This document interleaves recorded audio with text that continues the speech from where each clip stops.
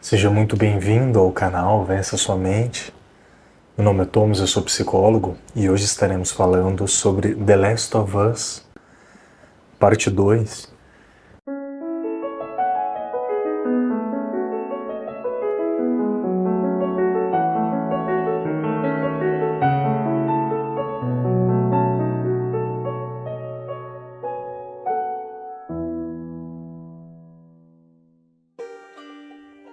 O The Last of Us é um jogo que com certeza marcou uma geração de jogadores e de apaixonados pelos games como eu. Principalmente a parte 2, ela foi muito mal compreendida, e isso mundialmente. O ódio que o jogo recebeu não está escrito, a gente não consegue nem classificar a quantidade de haters e spoilers na frente, se você quiser pausar o vídeo ou pular nos próximos 15 segundos. Para quem ainda não sabe, o nosso protagonista, nosso querido Joel, ele foi brutalmente assassinado pela personagem Abby. E psicologicamente a gente começa a perceber que The Last of Us 2 ele é um exercício profundo de empatia, de compreensão das motivações de alguém muito diferente de nós. Se a gente adotar uma linha de análise existencial e posteriormente uma linha de análise de psicologia analítica junguiana, nós podemos perceber que todos os personagens sofrem em algum momento de alguma forma de crise existencial. Nós vemos a Ellie no primeiro jogo tentando entender quem ela é, tentando entender o propósito da vida dela. E quando ela descobre a sua imunidade, a imunidade dela, ela começa a perceber que talvez o propósito da vida dela seja salvar milhões ou até bilhões de pessoas de gerações futuras que iriam estar vacinadas por conta do seu sacrifício.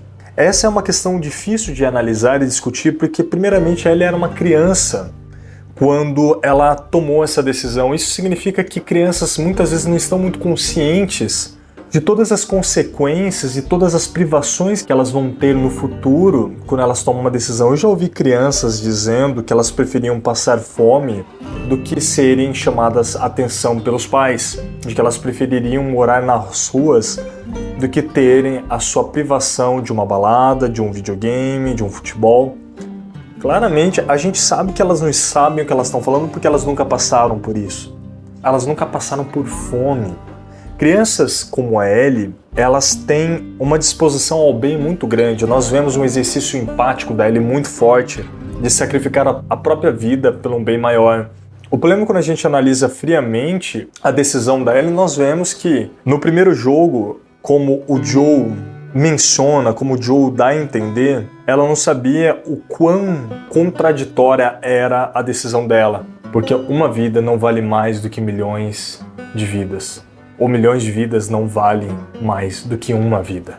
Nós precisamos entender que para o Joel, ela era tão importante quanto a humanidade inteira, porque ela era a humanidade do Joel. Ela falhou em perceber o quão talvez egoístas eram suas motivações, porque em sua busca motivacional por uma razão de existir, ela estava disposta a sacrificar a razão do outro de existir. Nós começamos a perceber que é uma decisão muito delicada e muito egoísta dos vagalumes. No momento que a gente precisa sacrificar um ser vivo, principalmente um ser humano, para alcançar um resultado que beneficie os outros, nós temos uma visão muito utilitarista, que o outro só serve para uma utilidade específica de salvação de um maior número de indivíduos. Isso é muito problemático na filosofia moral de pensadores como Immanuel Kant, por exemplo, e até o próprio existencialismo, que vê que uma vida, a existência de uma vida, o significado que ela possui é intrínseco a ela. E nós começamos a perceber que o mesmo problema se repete na parte 2, ou seja, no The Last of Us, parte 2, onde nós começamos a perceber que a Abby também se encontra numa crise existencial, onde que para ela o único sentido de estar viva é realizar a sua vingança, é realizar a vingança dela. Ou seja, no momento que ela conseguisse, segundo os princípios dela, matar aquele que matou o seu próprio pai, ela conseguiria a plenitude da sua existência, ficando com certeza em paz. Você começa a perceber que as motivações da Ellie e da Abby são muito parecidas, se não a mesma, em contextos diferentes, em objetos diferentes. A forma da intenção é a mesma. Então essa é uma análise filosófica / psicológica que nos ajuda a entender o porquê que o jogo é tão odiado. Porque nós nos simpatizamos primeiramente com aquela personagem maravilhosa, inteligente, alegre e inspiradora que é a Ellie. Muitos homens, inclusive, pensam em ter filhos, isso foi feito até uma pesquisa, por causa da Ellie. Eu mesmo desejo um dia ter uma garotinha minha só para ter a satisfação de ser pai, né? O prazer de poder educar uma criança e ensinar o melhor de mim para ela. Quando a Abby aparece, nós não nos simpatizamos com aquela personagem porque a motivação dela é sempre apresentada como incompleta. No primeiro momento ela aparece como uma mulher vingativa, raivosa e agressiva e violenta. E nós não conseguimos simpatizar, ou melhor, empatizar com o seu comportamento, porque ela tirou da gente uma coisa muito cara. Ela tirou da gente o nosso querido Joel. E vocês começam a perceber a transferência que existe de nós com esses personagens. O quanto de nós, principalmente nós homens, buscamos um pai como o Joel. Um homem masculino, protetor, companheiro, amigo, inspirador, educado, inteligente. Quantos de nós projetamos que a gente gostaria de ter tido um pai como o Joel? E alguns de nós acabamos até pegando raiva da Ellie pelo modo como ela trata o Joel no segundo jogo. Apesar de serem poucas as cenas, o quão pouco convidativa ela é para os esforços do Joel de reaproximação, mesmo ele compreendendo que o que ele fez por ela foi por amor, e que ela era o significado da vida dele, ela ainda falha por pura imaturidade em compreender que o mesmo exercício que ela estava tentando fazer pela humanidade, ele está tentando fazer por ela.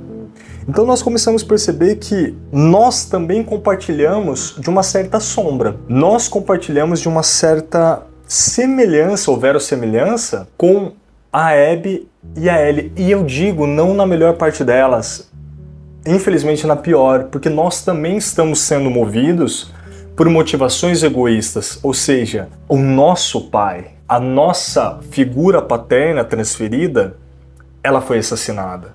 Nós nos esquecemos que também teve um outro pai que morreu, um pai que nós não nos simpatizamos de começo, que é o cirurgião. Muito pelo contrário, era o cirurgião que iria assassinar, ou seja, iria fazer um procedimento médico mortal à nossa querida Ellie. Então nós começamos a perceber que muito do nosso ódio hoje em dia na sociedade, ele é um espelhamento das nossas motivações egóicas. Isso significa que nosso ego, ele sempre vê as coisas parcialmente. É um exercício espiritual de elevação a gente conseguir ver o outro lado da moeda. Isso é muito interessante como a gente começa a perceber que diversas filosofias começam a se convergir para o mesmo ponto. Tanto o existencialismo quanto até o cristianismo, no sentido que quando Deus, Jesus encarnado, nos fala que nós devemos perdoar os nossos inimigos, ele estava falando 2000 anos para frente do The Last of Us, que a gente deveria perdoar a Abby pelo que ela fez e perdoar a Ellie pelas suas motivações. Nós precisamos compreender que o The Last of Us ele é genial porque ele sempre mostra os dois lados da moeda, o lado doce da vida, onde nós conseguimos aquilo que a gente quer, independentemente das consequências. E o lado amargo da vida é que para aquilo que a gente deseja conseguir, consequências irão se seguir. E a gente está num mundo pós-apocalíptico, onde as consequências são maximizadas ao seu extremo limite lógico. Ou seja, qualquer decisão ali tomada significa muitas vezes a vida e a morte de outros personagens. Então a gente começa a perceber que o ódio do jogo reflete uma sociedade doente. Uma sociedade que não percebe que a ficção e a realidade já se misturaram faz tempo. Que nós mesmos estamos vivendo uma espécie de The Last of Us no mundo real. Que o mundo pós-apocalíptico já está existindo. E em que nós sempre pensamos na nossa sobrevivência e naqueles que a gente gosta. Nós pensamos no nosso dinheiro, na nossa sustentabilidade, e você vê o tanto de cursos prometendo enriquecimento individual. Eu nunca vi um curso prometendo enriquecimento coletivo, pelo menos eu não vi, mostrando como a sociedade como um todo poderia estar mais rica e mais próspera. Porque nós sempre vemos as coisas de que para um ter benefício, o outro deve ter prejuízo. E você percebe que The Last of Us é muito mais um jogo sobre moralidade e escolhas morais do que uma fantasia apenas de realização de sonhos. Nós começamos a perceber que a sombra dos personagens, que o lado cruel, difícil, o lado nosso, que não aguenta mais conviver com essa insatisfação existencial, ele começa a tomar forma muito cedo no jogo. Nós vemos também um Joe que, apesar de ser um incrível pai, é um homem brutal, violento e extremamente agressivo. É um homem que está disposto a fazer qualquer coisa para sobreviver. Isso a gente vê até num diálogo curto entre Nora e Ellie, no momento que Ellie está machucando a Nora, a odiada Nora, e nós percebemos que Nora diz: pense em quantas vidas ele ceifou, em quantas vidas ele poderia ter salvo, pense em todo o mal que ele fez. E raramente nós pensamos nisso, nós raramente pensamos o quão cruel o Joe era. Porque, de certo modo, ele é uma projeção da nossa melhor parte como homens e como pais. E com certeza o nosso lado feminino se identifica com a Ellie com toda a sua leveza, a sua ingenuidade e a sua inocência. Ela com certeza é a nossa infância perdida. E a Abby, para poucos que se identificaram com ela, é o lado que nós queremos esquecer. A Abby é o lado que nós não queremos ver, pois todos nós temos um lado negativo e vingativo. Frequentemente, vejo meus pacientes dizendo que eles não têm lados ruins, que eles não têm maldade, que apenas os outros têm. E eu digo que eles deveriam ser enviados para o Vaticano para a gente, com certeza, atestar a nova vinda de novos salvadores, porque isso não é real. Lembrando que todo grande salvador ele é um arquétipo, ele é uma idealização de uma imagem perfeita e canônica, servindo de inspiração para outros. Lembrando que Ellie, Joe e Abby são também arquétipos. Todos, de alguma forma, misturados no mesmo personagem. E se nós pensarmos bem, todos são reflexos um dos outros. Então, eu penso que as críticas voltadas ao The Last of Us 2 foram muito injustas, porque nós devemos aprender que com o jogo nós também temos decisões difíceis a serem feitas, e que muitas vezes o meu sacrifício pessoal, apesar de ser muito virtuoso em algumas histórias, nem sempre é tão generoso quanto nós gostaríamos de pensar. E aí você deve estar se perguntando que agora nós estamos numa cilada. E a cilada é: quem é bom e quem é ruim no jogo? A verdade, você deve estar se perguntando: será se eu sou uma boa pessoa ou uma pessoa ruim? Será se por eu me identificar um pouco com o lado agressivo do Joe? Porque quem nunca se regozijou, né? Nem nunca sentiu uma espécie de prazer perverso em bater num cara no jogo, né? Lembrando que nós estamos jogando um jogo, em estourar a cabeça de alguém no jogo. Quem nunca teve essa espécie de prazer? E a resposta, segundo o nosso grande pai da psicologia analítica, o Sr. Jung, eu responderia que nós somos os dois.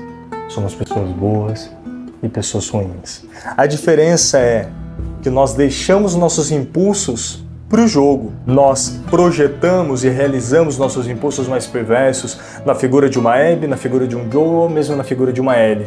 Ao mesmo tempo que também conseguimos colocar em prática o melhor de nós quando ficamos emocionados com a perda do nosso grande pai, o Joe, e com a tristeza e com as mutilações que Ellie sofreu no jogo, assim como o Tommy também sofreu, em busca de vingança. A diferença é que nós, apesar de termos impulsos ruins, muitas vezes nós os seguramos e colocamos em prática num jogo, numa história, num filme. Na verdade, essa é a função do jogo The Last of Us. A função do jogo não é nos agradar. A função do jogo é colocar todos os nossos lados em prática, para que assim podemos sentir uma espécie de prazer e gozo. Quando eu falo, não tem nada de sexual, mas assim um gozo espiritual e catártico, por colocarmos nossos impulsos mais destrutivos e nossos impulsos mais divinos em um jogo eletrônico, no nosso querido The Last of Us. Essa é a função do jogo. Lembrando que a completude de quem nós somos, para nós vencermos nossas crises existenciais, nós precisamos ir além apenas do bem-estar. Então nossos impulsos de bem, nossos impulsos de generosidade e filantropia. Lembrando que somos um misto de crueldade e bondade. E apenas integrando os dois, compreendendo que apesar de eu ter um lado negativo e ruim e péssimo dentro de mim, como a gente pode ver no jogo, eu ainda procuro sempre fazer o bem. Assim como os personagens todos também estavam fazendo o melhor de si. Por isso, cada personagem ao seu fim encontra sua completude, pois experienciaram tanto o lado bom quanto o lado ruim e fizeram as pazes com os dois. Nenhum está acima de nenhum. Nem o bem está acima do mal, nem o mal está acima do bem. Os dois são elementos estruturais do mesmo fenômeno que se chama ser humano. Se você gostou dessa análise filosófica, psicológica, espiritual, me siga aqui para mais no nosso canal Vença Sua Mente. É um canal completamente voltado à filosofia, psicologia e cultura pop. Eu sou o psicólogo Thomas e foi um prazer fazer esse vídeo para você. E até mais!